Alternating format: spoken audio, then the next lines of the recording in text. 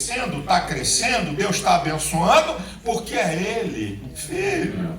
Você é apenas a boca de Deus para acontecer, porque quem faz é Deus. A Bíblia fala de um rei, de uma das histórias mais fenomenais da Bíblia, que a gente quase não repara, Uzias. Junto de Manassés, foram os reis que mais tempo passaram no trono, mais de 50 anos. A história de Uzias é muito interessante, que está em 2 Crônicas, capítulo 26. Diz lá, na altura do versículo 15 e 16, tá? Que a fama de Uzias voou até muito longe. Agora presta atenção. E foi maravilhosamente ajudado até que se tornou forte. E havendo-se fortificado, exaltou o seu coração até se corromper e transgredir contra o Senhor. Olha que texto interessante. É Deus, e você vai ver em 2 Crônicas 26:5, diz assim: Deus o fez prosperar. Foi Deus. E no final do versículo 15, a sua fama voou até muito longe, e foi maravilhosamente ajudado. Isso é, Deus estava com ele. Até que se tornou forte, se tornou grande. Aí começa o processo da decadência. Exaltou o seu coração, soberba. Eu cheguei aqui, comecei a igreja na minha casa, não tinha ninguém. Comecei a pregar o evangelho. E aí foram chegando pessoas. E na minha casa a sala ficou com 10. E aí eram 20, não tinha mais lugar. Abrimos um pequeno salão para 50 pessoas. Do salão de 50 passamos para um de 200. Do salão de 200 passamos para 400. E hoje nós estamos com uma igreja de 1000. Louvado seja eu, glórias a meu nome. Só falta isso. Só falta isso, só falta dizer isso. Agora, olha o processo, gente. Ele exaltou o seu coração até se corromper. Essa palavra lá no original é apodrecer por dentro. Apodrecer o caráter. A soberba apodrece o caráter, a alma. Aí, tudo isso está no campo do abstrato. Mas o pecado não fica no abstrato, ele se torna concreto. Exaltou o seu coração até se corromper, e agora vem o concreto, e transgredir contra o Senhor, ao entrar no templo, querer oferecer sacrifício, o que era exclusivo do sacerdócio. E ele terminou leproso.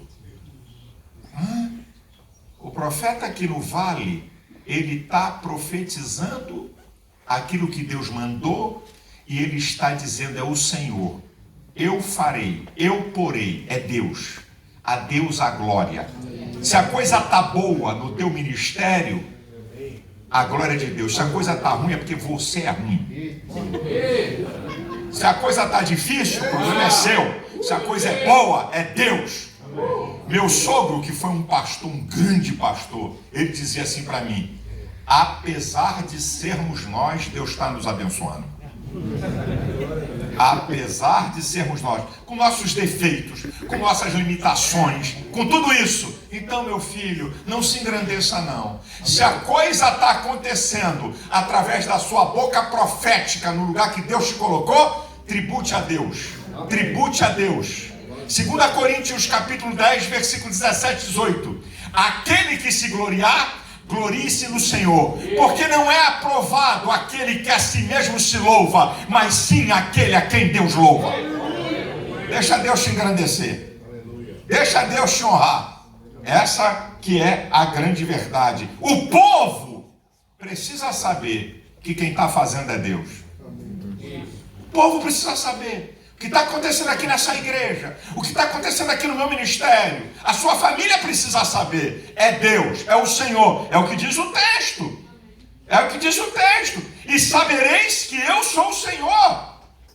É para Deus ser reconhecido. É para Deus ser exaltado. É para isso. Não é para você estar na frente. Não é para a glória ser tua. É para Deus. Versículo 7 e versículo 8. Então profetizei como se me deu ordem. E houve um ruído enquanto eu profetizava. E eis que se fez um reboliço e os ossos se juntaram, cada osso ao seu osso. E olhei, e eis que vieram nervos sobre eles, e cresceu a carne, estendeu-se peles sobre eles por cima, mas não havia ainda neles espírito. Profetizei como Deus me deu ordem. A obediência precede a ação de Deus. O que vem antes da ação de Deus é você obedecer o propósito que Deus quer para a tua vida. Nós queremos que Deus haja na nossa vida, mas para Deus agir no nosso ministério, primeiro vem a obediência. Profetizei conforme me foi dado ordem. Obedeci o que Deus queria. Aí a coisa começa a acontecer. E aí é incrível, meu irmão, que quando ele profetiza, começa um reboliço e um ruído. Na linguagem do brasileiro, um tititi, né? Osso para lá, osso para cá. Gente que sai daqui, vai para lá, vai ter um reboliço, fica tranquilo. Gente que vai sair de departamento, vai para outro lugar. Gente que estava num lugar há muito tempo, remove para outro. Tem que ter um reboliço. Vai ter um reboliço. Hã?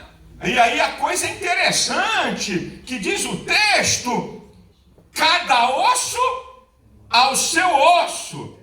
Deus trabalha com ordem. Deus trabalha com as coisas no lugar. E por vez, quando a ordem é estabelecida, se prepare para o crescimento e para o milagre. Amém. Eu, com todo respeito, é bom a gente falar num lugar que a gente não conhece nada de igreja, dos outros, não sabe nada. Então a gente fica bem à vontade, né? Meu irmão, se você é pastor de uma igreja e na sua igreja tem donos de departamentos, a ordem não está estabelecida. Você é pastor de quê? Você é pastor para ser marionete na mão de lideranças da igreja?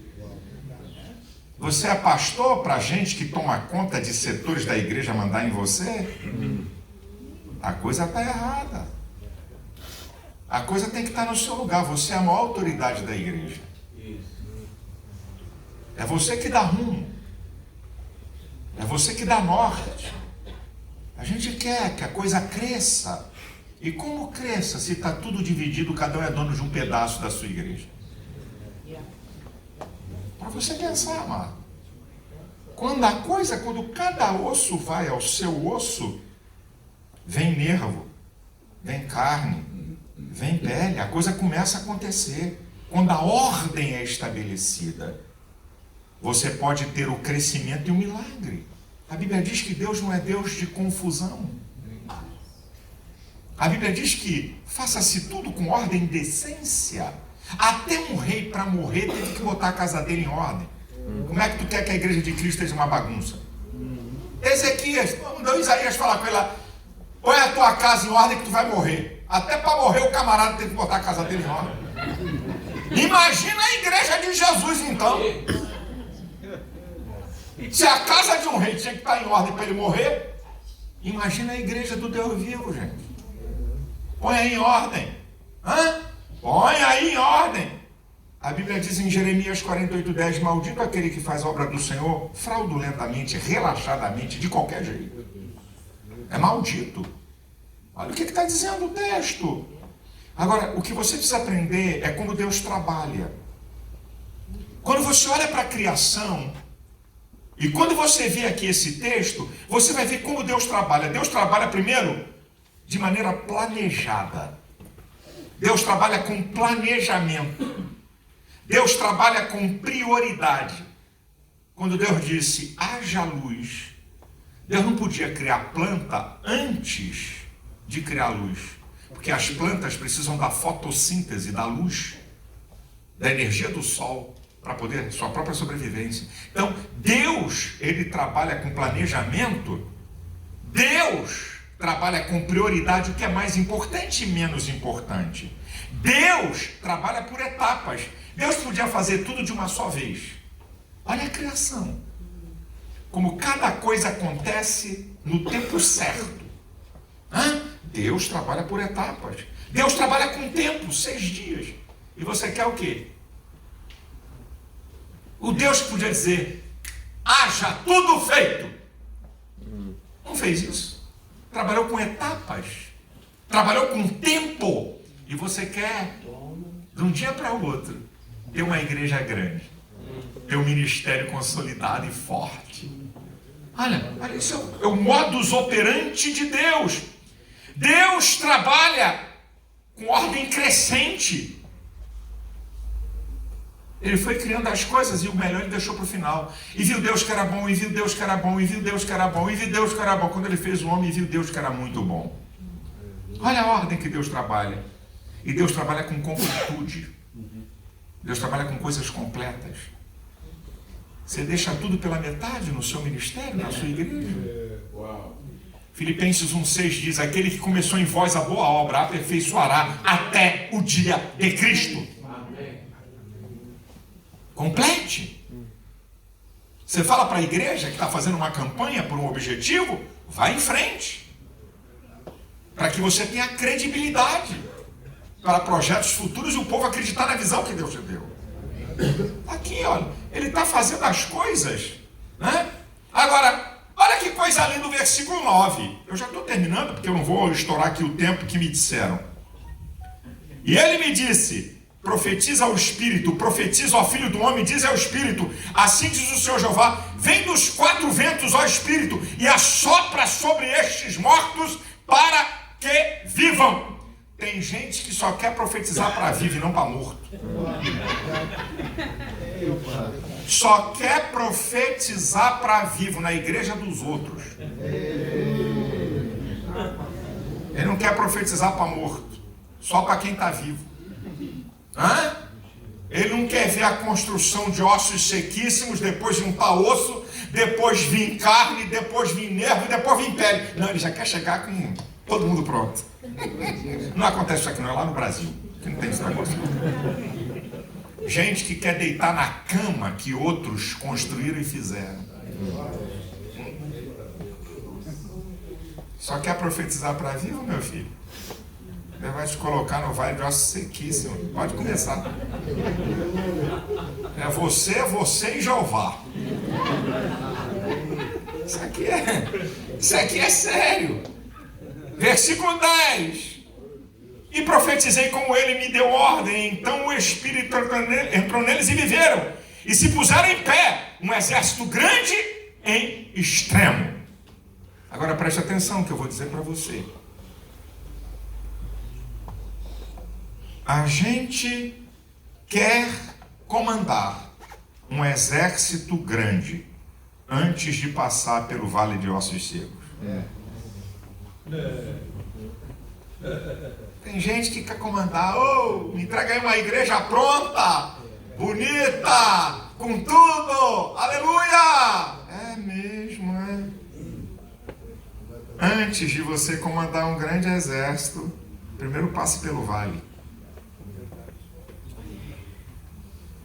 Agora a segunda, guarda isso aí, no vale, ou você é osso, ou você é profeta.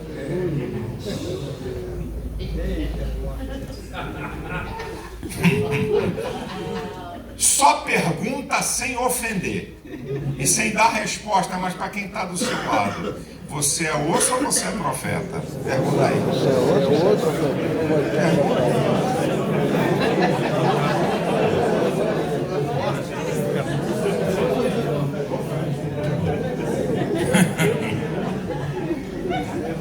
Como tem gente enganada.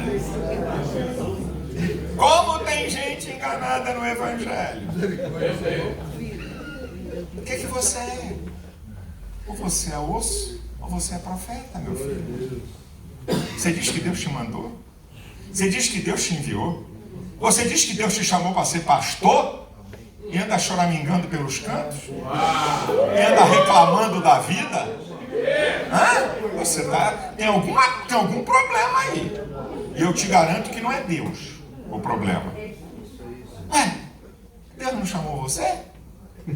Então, você não é osso. Você é profeta.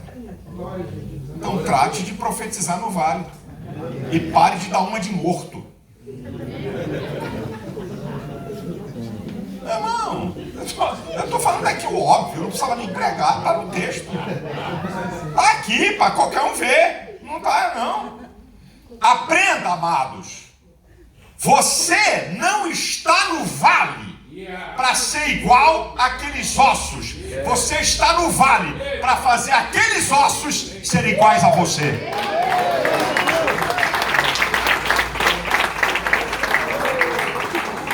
Você não está no vale para ser igual ao osso. Você está no vale para mudar a condição do vale. Deixarem de ser ossos secos para se transformarem num poderoso exército. É para isso que você está, meu irmão. Chega no lugar e começa a reclamar de tudo. Você quer que o teu povo veja o quê? Você quer que o povo na igreja tenha uma noção de quê? Se você está lá reclamando. E desculpa, eu sei que aqui tem muitos pastores portugueses, mas eu tenho que falar para a minha classe. Eu não vou deixar passar. Eu quero falar para os brasileiros que estão aqui, para pastores brasileiros. Você está aqui nesse país? Você quer ter sucesso aqui? Primeiro, ame essa nação. Segundo lugar, ame o povo dessa nação. Você está aqui maldizendo? Ah, meu feijão do Brasil. Aquele calor, aquele sol o tempo todo. Então por que tu está aqui? Por que tu está aqui? Rapaz, você está aqui para quê? Toda nação estrangeira que eu vou e prego para brasileiros, eu não deixo passar, nem para pastor, nem para ovelha. Digo para os brasileiros inseridos em qualquer nação: você está aí para quê? Sonhando com Minas Gerais? Você está aí aqui para falar de Goiás?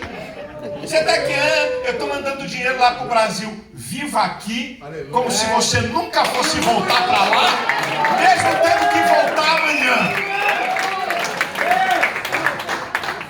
Se você vive num lugar com o coração no outro, você não vai ser nada aqui. Agora, se você viver aqui, colocar teu coração nessa terra, colocar teu coração nesse país, meu filho, te prepara. Você vai romper. Você vai fazer o vale ser um grande exército para a glória de Deus.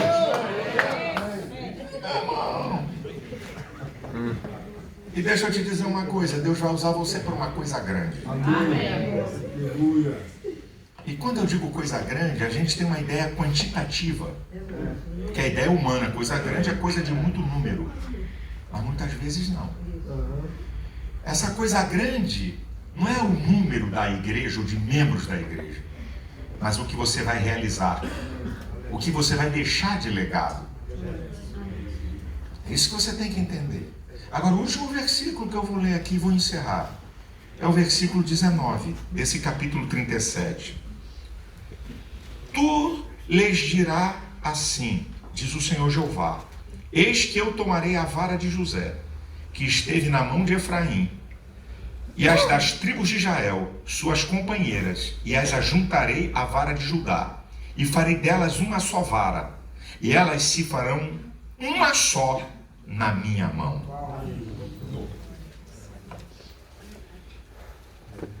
A verdade, o que Deus está usando o profeta Ezequiel para dizer é que se Israel quisesse ser um grande e poderoso exército, eles teriam que trabalhar com unidade. Agora, preste atenção no texto de Jesus, para a gente poder entender algo. Quando Jesus diz em Mateus 12, 25, todo reino dividido será devastado, e toda casa dividida não subsistirá. Jesus está falando de duas coisas aqui. Reino dividido, fatores externos vão destruir. Isso é, todo reino dividido vai ser devastado. Um outro reino vai devastar esse reino dividido. Aí Jesus vai mudar, para você entender o princípio. Toda casa dividida não subsistirá. Fatores internos fazem com que a casa caia. Casa dividida ou por fatores externos, ou por fatores internos, será destruída. Quem falou isso não sou eu, não. Quem falou isso foi Jesus. A unidade, meu irmão, ninguém precisa ser da sua igreja. Ninguém precisa negar a sua estrutura eclesiástica para poder andar com o outro. É multiforme graça, não é uniforme graça. É multiforme graça. 1 Pedro 4,10. Por que multiforme graça? Porque Deus fez indivíduos. E o que significa ser indivíduo? A qualidade de ser único, insubstituível, incomparável, inconfundível. Só tem você no planeta Terra. Pode ter alguém parecido, igual a você, ninguém. Então Deus, que fez indivíduos, manifesta a sua graça de maneira multiforme, para poder alcançar todos os indivíduos. Aí tem que ter igreja pentecostal do fogo, do rodopio, do barulho. E também tem que ter igreja pentecostal, que é mais, o negócio é mais suave, certo? E também tem que ter igreja que entra o camarada no teclado. Aí veio o pastor, meus irmãos. Tem que ter tudo isso. É a multiforme graça. E você tem que entender isso, pastor. Você tem que entender que a graça não é uni, é multi. O irmão não precisa ser igual à minha estrutura teológica e eclesiástica. Meu irmão, o que nós não podemos abrir mão é dos fundamentos do Evangelho.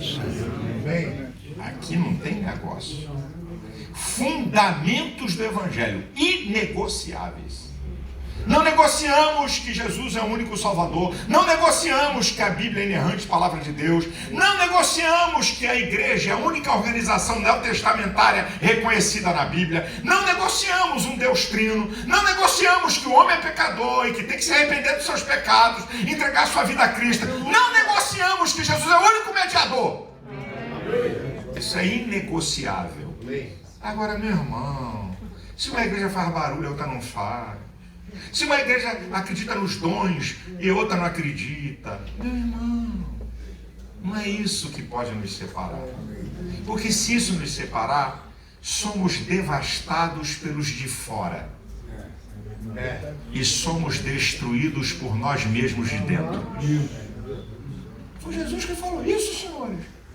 E agora, quando ele está profetizando aquele vale, que não tinha nada, tudo destruído, tudo morto, e agora que se levanta um grande exército, diz assim, olha, eu não estou levantando vocês para andarem divididos, não.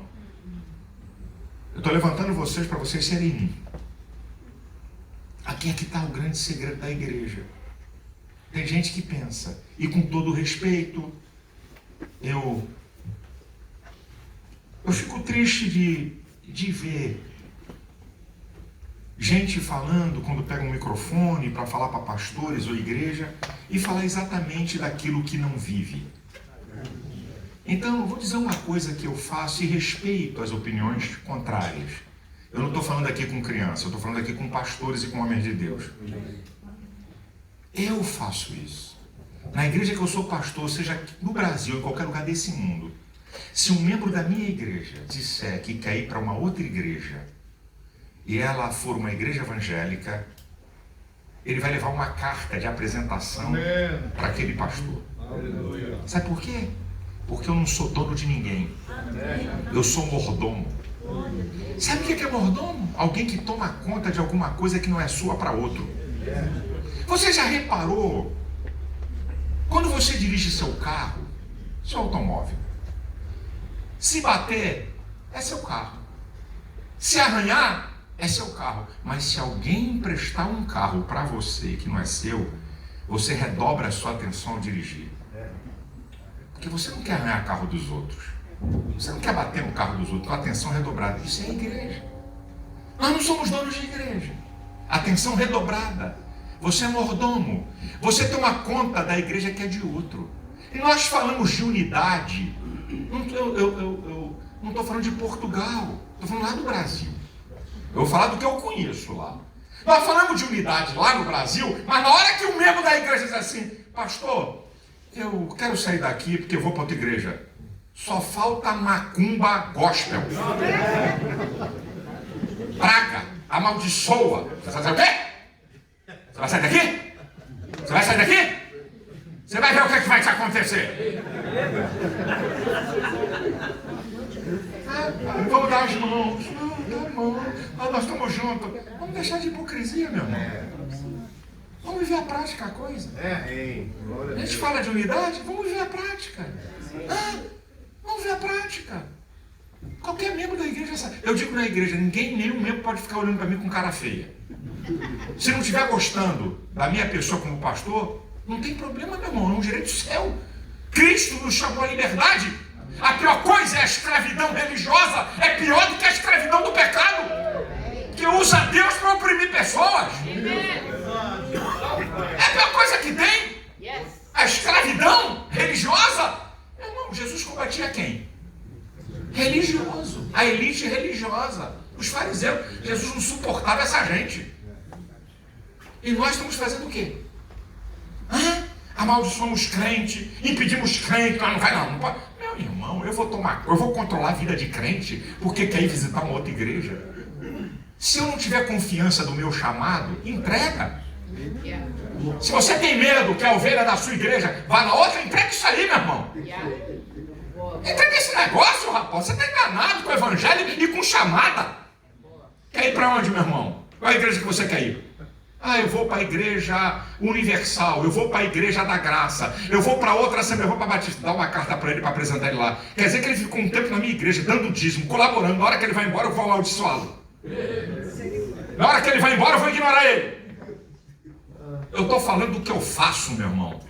Eu não vim aqui dar um papel de hipócrita para falar para vocês o que eu não faço. Eu estou dizendo o que é que eu faço. Eu faço isso lá e faço isso aqui, está aqui o pastor meu aqui, e ele sabe a ordem que eu tenho sobre isso. Não precisa de um crente sumir. Eu não vou nem falar nada, eu vou sair daqui. Quando o pastor acordar, eu já estou na outra hora. Não precisa disso não, vem aqui. E ninguém vai ficar olhando para você com cara feia, não. Vem aqui, recebe uma carta. A Assembleia de Deus Vitória em Cristo apresenta o irmão fulano de tal, foi membro aqui, foi uma bênção na nossa igreja, pá, entrega lá. Aqui, ó, eu sou membro dessa igreja. De onde você vem, meu filho? Você é de onde? Só está faltando dizer, de rodear a terra. Daí eu falei isso aqui agora, de passear aqui a terra.